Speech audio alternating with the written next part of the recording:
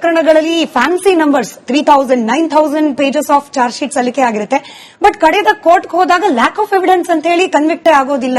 ಹಾಗಾದ್ರೆ ಈ 9,000 3,000 ಏನ್ ತುಂಬಿಸಿರ್ತಾರೆ ಪೊಲೀಸರು ಅಂತ ಹೇಳಿ ಒಂದ್ ಪ್ರಶ್ನೆ ಲಾಯರೇ ಕೇಳಿದ್ದು. I am just passing on to you. ನಾವು ಇದು ಫೋರಂ ಸೂಕ್ತ ಅಲ್ಲ ಅದು ಹೇಳಲಿಕ್ಕೆ, ಯಾಕಂದ್ರೆ ಪರ್ಟಿಕ್ಯುಲರ್ ಕೇಸ್ ಹೇಳಿದ್ರೆ ನಾವು ಹೇಳ್ಬೋದು. ಬಟ್ 3,000 4,000 ಅಲ್ಲಿ ಶ್ರಮಪಟ್ಟು ನಮ್ಮವ್ರು ಮಾಡ್ತಾರೆ. ಶ್ರಮಪಟ್ಟು ಇನ್ವೆಸ್ಟಿಗೇಷನ್ ಮಾಡಿ ಎವಿಡೆನ್ಸಸ್ ತರ್ತಾರೆ ಅವರು. ಸೊ ಅದರಲ್ಲಿ ಏನೋ ತಪ್ಪಿಲ್ಲ.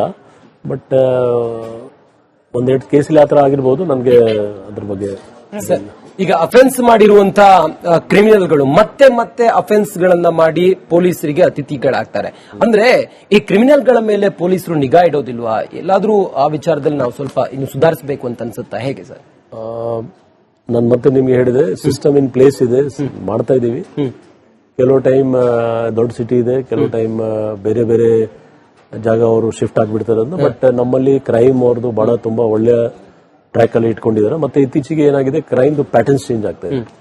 ಪ್ಯಾಟರ್ನ್ ಟ್ರೆಡಿಷನಲ್ ಕ್ರೈಮ್ ಬಿಟ್ಟು ಈಗ ಬೇರೆ ಬೇರೆ ನಮ್ಮ ಟೈಪ್ಸ್ ಆಫ್ ಕ್ರೈಮ್. ಸೊ ಅದು ನಾವು ಸೋಷಿಯಲ್ ಮೀಡಿಯಾ ಥ್ರೂ ಮಾನಿಟರ್ ಮಾಡ್ತಾ ಇದೀವಿ. ನಮ್ದು ಸೋಷಿಯಲ್ ಮೀಡಿಯಾ ಮಾನಿಟರಿಂಗ್ ತುಂಬಾ ಚೆನ್ನಾಗಿದೆ. ನೀವು ನೋಡಿರ್ಬೋದು, ಸುಮಾರು ಕೇಸಸ್ ಅಥವಾ ಏನಾದರೂ ಇನ್ಸಿಡೆಂಟ್ ಆಗೋದಕ್ಕೆ ಮುಂಚೆನೆ ನಮ್ಗೆ ಗೊತ್ತಾಗ್ಬಿಡ್ತದೆ. ಟ್ರೆಡಿಷನಲ್ ಕ್ರೈಮ್ಸ್ ಆಗುವಾಗ ಇದು ಒಂದು ನಮ್ಮ ಕರ್ನಾಟಕ ಪೊಲೀಸ್ ಮ್ಯಾನುವಲ್ ಮತ್ತೆ ಎಲ್ಲ ನಮ್ಮ BNSS ಮತ್ತೆ ಎಲ್ಲ ಆಕ್ಟ್ ಅಲ್ಲಿ, ಕಾನೂನಲ್ಲಿ ಎಲ್ಲ ಪ್ರಾವಿಧಾನ ಇದೆ. ಅದು ಆ ಫಾಲೋ ಮಾಡಿದ್ರೆ ಖಂಡಿತ ಇದು ಸಮಸ್ಯೆ ಬರಲ್ಲ. ಕೆಲವು ಕಡೆ ದೋಷ ಇದೆ, ನಿಜ, ನಾವು ಒಪ್ತೀವಿ. ಅದು ಸುಧಾರಿಸಬೇಕು. ಮತ್ತೆ ನಾವು ಸುಧಾರಿಸಲಿಕ್ಕೆ ಯಾವಾಗಲೂ ಪ್ಲಾನ್ ಮಾಡ್ತಾ ಇದ್ದೀವಿ. ಮತ್ತೆ ಈಗ ಜಸ್ಟ್ ನಾನು ಹೇಳಿದೆ, ಕ್ರೈಮ್ ಅಂಡ್ ಕ್ರಿಮಿನಲ್, ಇದು ಕ್ರಿಮಿನಲ್ಗೆ ಕಂಟ್ರೋಲ್ ಮಾಡಿದ್ರೆ ಕ್ರೈಮ್ ಆಗಲ್ಲ. ಬಟ್ ಸೇಮ್ ಕ್ರಿಮಿನಲ್ಗೆ ನಾವು ಒಂದ್ಸರಿ ಅರೆಸ್ಟ್ ಮಾಡಿ ಮತ್ತೆ ಬಿಟ್ಬಿಟ್ರೆ ಖಂಡಿತ it is a headache for us. So ಯಾವ್ದು ಸ್ಮಾಲ್ ಕ್ರೈಮ್ ಅಲ್ಲಿ ಅವ್ರು ಹಿಡಿದ್ರೆ ತಕ್ಕಂತವ್ರಿಗೆ ಶಿಕ್ಷೆ ಆಗ್ಬಿಟ್ರೆ ಅದು ಅದರಲ್ಲಿ ನಮ್ದು ಪೊಲೀಸ್ದು ತುಂಬಾ ಮುಖ್ಯ ಪಾತ್ರ ಇದೆ. ಖಂಡಿತ ನಾವು ಅದರ ಬಗ್ಗೆ ಆಗಾಗ ನಾವು ಕ್ಲಾಸಸ್ ತಗೊಳ್ತಾ ಇದೀವಿ. ಇನ್ ಸರ್ವಿಸ್ ಕ್ಲಾಸಸ್ ಇದೆ. ನಾವು ನಮ್ಮ ಸೀನಿಯರ್ ಯಾರ್ಯಾರು ಒಳ್ಳೆ ಕೇಸ್ ಕನ್ವಿಕ್ಷನ್ ಆಗಿದೆ ಅವ್ರಿಗೆ ಕರೆಸ್ತಾ ಇದೀವಿ. ಕರೆಸಿ ಅವ್ರ ಕಡೆಯಿಂದ ಪಾಠ ಹೇಳ್ತಾ ಇದೀವಿ.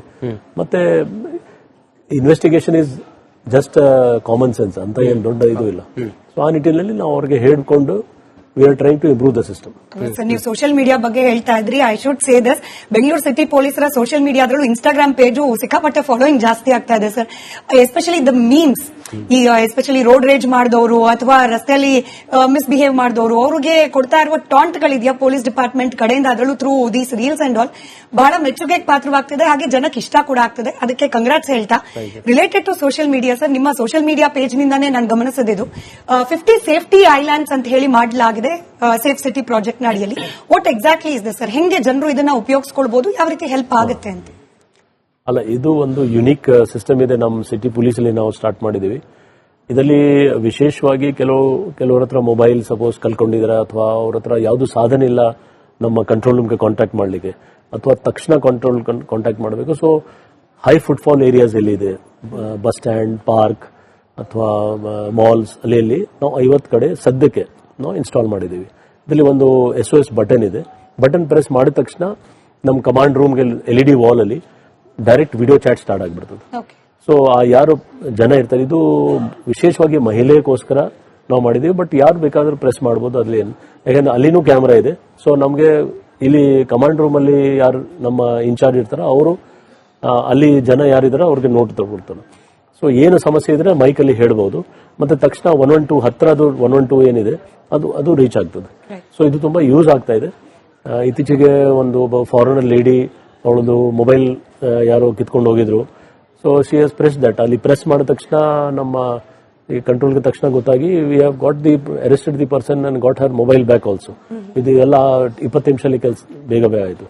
ಸೊ ನಮ್ದು 112 ಏನ್ ಗಾಡಿ ಇದೆ, ಆ 112 ಮತ್ತೆ ಸೇಫ್ಟಿ ಐಲ್ಯಾಂಡ್ ಲಿಂಕ್ಡ್ ಇದೆ. ಏನು ಸಮಸ್ಯೆ ಆದ್ರೆ 112 ತಕ್ಷಣ ಬರ್ತದೆ. ಒಂದು ದೂರವಾಣಿ ಕರೆ ಇದೆ, ಬಹುಶಃ ರಾಜಾಜಿನಗರದಿಂದ ಕರೆ ಮಾಡಿದ್ದಾರೆ. ರಾಘವೇಂದ್ರ ಅಂತ ಹೇಳಿ. ಸರ್ ನಮಸ್ಕಾರ. ಸರ್ ನಮಸ್ಕಾರ ಮೇಡಮ್. ಹೇಳಿ ಸರ್, ಪೊಲೀಸ್ ಕಮಿಷನರ್ ಇದ್ದಾರೆ, ನೇರವಾಗಿ ಅವ್ರಿಗೆ ಪ್ರಶ್ನೆ ಕೇಳಬಹುದು. ಸರ್ ನಮಸ್ಕಾರ. ರಾಘವೇಂದ್ರ ಎನ್ ಕಾರ್ವಿ, ರಾಜಾಜಿನಗರದಿಂದ. ಹೇಳಿ ಸರ್, ನಂದು 2 ಸರಳ ಪ್ರಶ್ನೆಗಳಿವೆ ನಿಮಗೆ. ಒಂದು ಹಿಟ್ ಅಂಡ್ ರನ್ ಕೇಸಲ್ಲಿ ರೆಸ್ಕ್ಯೂಗೆ ಹೆಲ್ಪ್ ಮಾಡಬಹುದು ಎಂದು ಸುಪ್ರೀಂ ಕೋರ್ಟ್ ಹೇಳಿದೆ ಸರ್. ಆದ್ರೆ ಸಾರ್ವಜನಿಕರಲ್ಲಿ ಒಂದು ಗೊಂದಲ ಇದೆ ಸರ್. ಏನಂದ್ರೆ ಸಹಾಯ ಮಾಡಿದ್ರೆ ತಮ್ಮ ಮೇಲೆ ತನಿಖೆ ಆಗ್ತಿದೆ ಎಂದು ಜನ ಸ್ವಲ್ಪ ದೂರ ಹೋಗಿ ವಿಡಿಯೋ ಮಾಡೋ ತರ ಮಾಡ್ತಿದ್ದಾರೆ. ಅದಕ್ಕೆ ತಾವು ಅವೇರ್ನೆಸ್ ಹೇಗೆ ನೀಡಬಹುದು ಸರ್ ಟ್ರಾಫಿಕ್ ಪೊಲೀಸರಿಗೆ ಸಭೆ ಮೂಲಕ ಇದನ್ನು ಸಾರ್ವಜನಿಕರಿಗೆ ತಿಳಿಸಬಹುದಾ ಅಂತ ಒಂದು. ಎರಡನೇದಾಗಿ ನೋ ಪಾರ್ಕಿಂಗ್ ಸ್ಥಳದಲ್ಲಿ ರಾಜಕೀಯ ವೆಹಿಕಲ್ ಹಾಗೂ ಪೊಲೀಸ್ ಇಲಾಖೆ ವೆಹಿಕಲ್ಗಳು ಕಂಡು ಬರ್ತವೆ. ಇದರ ನಿಯಂತ್ರಣ ಹೇಗೆ ಮತ್ತು ಇವರಿಗೆ ದಂಡ ಅನ್ವಯಿಸದಿಲ್ವೇ ಅಂತ ಒಂದು ಪ್ರಶ್ನೆ ಇದೆ ಸರ್. ಸರಿ ಸರ್.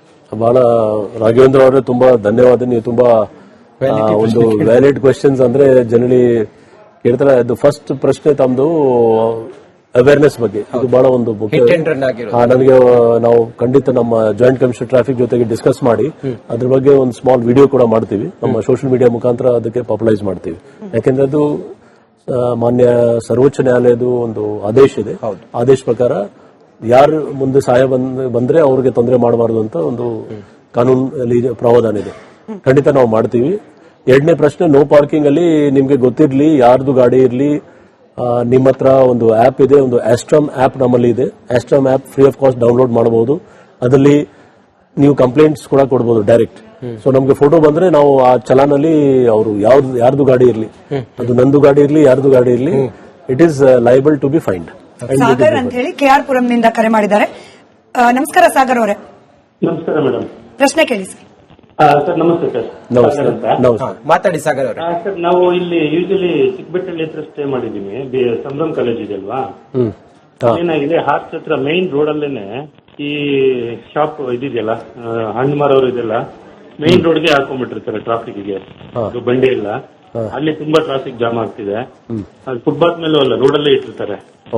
ಅದಾದ ನಂತರ ನೈಟ್ ಟೈಮ್ ಅಲ್ಲಿ ಆ ಕಡೆಗೆ ಜಿಲ್ಲಿ ಮಿಷನ್, MS ಕೊಳ್ಳೆ ಮತ್ತೆ ಚಿಕ್ಕಬೆಟ್ಟಳ್ಳಿ ರೋಡ್ ಸೈಡ್ ಅಲ್ಲಿ ಈ ಟೂ ವೀಲರ್ ಗಳಲ್ಲಿ ತುಂಬಾ ದೊಡ್ಡ ನಾಯ್ಸ್ ಮಾಡ್ಕೊಂಡು ಕಿಚ್ಚಾಡ್ಕೊಂಡು ಬರೋದು, ಒಂಥರ ಅನ್ಯೂಶುವಲ್ ಒಂಥರ ಇದಕ್ಕೆಲ್ಲ ಒಂಥರ ಅನ್ಸೇಫ್ ಮತ್ತೆ ಕ್ಲಿಯರ್ ಅಟ್ಮಾಸ್ಫಿಯರ್ ಕ್ರಿಯೇಟ್ ಮಾಡ್ತಿದ್ದಾರೆ ಸರ್ ಸ್ವಲ್ಪ ಜನ. ಇದನ್ನ ಲಾಸ್ಟ್ ಟೈಮ್ ಸಂಬಂಧಪಟ್ಟಿಗೆ ತಂದಿದ್ದೆ, ಮತ್ತೆ ಅದು ಏನು ವರ್ಕೌಟ್ ಆಗ್ತಿಲ್ಲ ಸರ್. ಇದು BHC ಲೇಔಟ್ ಅಂತ ಬರುತ್ತೆ, ಅಲ್ಲಿ ಸಂಭ್ರಮ್ ಕಾಲೇಜ್ ಆಪೋಸಿಟ್ ಆಯ್ತು. ಆ ಕಡೆಗೆಲ್ಲ ರೆಸಿಡೆನ್ಸಿಯಲ್ ಏರಿಯಾಗೆಲ್ಲ ನುಗ್ತಿರ್ತಾರೆ ನೈಟ್ ಅಲ್ಲಿ. ಈ ತರ ಎಲ್ಲ ಸ್ವಲ್ಪ ಇಶ್ಯೂಸ್ ಇದೆ ಸರ್ ಈ ಕಡೆಗೆ. ಆಯ್ತು, ನನ್ನ ಗಮನ ನಾನಿಟ್ಟು ನಮ್ಮ ಕನ್ಸರ್ನ್ ಅವ್ರಿಗೆ ಮಾತಾಡ್ತೀನಿ. ಬಟ್ ನಿಮ್ಗೆ ಗೊತ್ತಿರ್ಲಿ, ನೈಟ್ ಟೈಮ್ ಅಲ್ಲಿ ನಾವು ವೀಲಿಂಗ್ ಬಗ್ಗೆ ಬಹಳ ಸ್ಟ್ರಿಕ್ಟ್ ಆಗಿದ್ದೀವಿ. ತುಂಬಾ ವೀಲಿಂಗ್ ಕಡಿಮೆ ಆಗಿದೆ. ಆದ್ರೆ ನೈಟ್ ಟೈಮ್ ಅಲ್ಲಿ ನಮ್ದು 4 ಪಾಯಿಂಟ್ಸ್ ಏನಿದೆ ಅದು ಸ್ಪೆಷಲ್ ಆಗಿ ವಿದೌಟ್ ನಂಬರ್ ಪ್ಲೇಟ್ಸ್, ಕುಡಿದ ನಿಶೆಯಲ್ಲಿ ರೈಡ್ ಮಾಡೋದು, ಫಾಸ್ಟ್ ಮಾಡೋದು, ಅದರ ಬಗ್ಗೆ ಚೆಕ್ ಮಾಡ್ತೀವಿ.